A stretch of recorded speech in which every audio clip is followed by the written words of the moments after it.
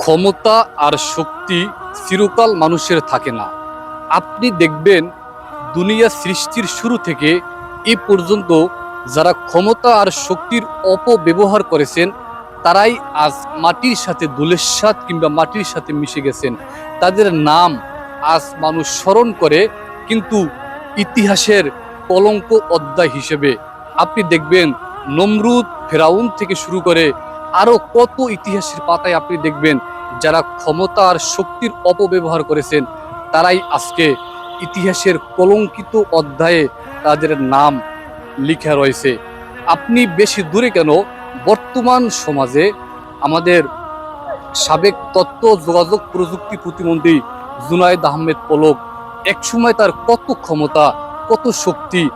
সে যখন সংসদ ভবন থেকে বের হতেন তার সামনে ছিল পুলিশের গাড়ি, কত প্রোটোকল, কত নিরাপত্তা দিয়ে সে তার বাড়ি সে যেত। আজ দেখলাম কিছুদিন আগে সে জেলখানার ভিতরে কান্না কান্না মায়া মায়া চেহারায়। সে এতটাই অসহায় যে আসলে আমাদের ক্ষমতা ও শক্তির অপব্যবহার করা আমাদের ঠিক না, কারণ এর পরিণাম আমাদেরকে ভোগ করতে হবে।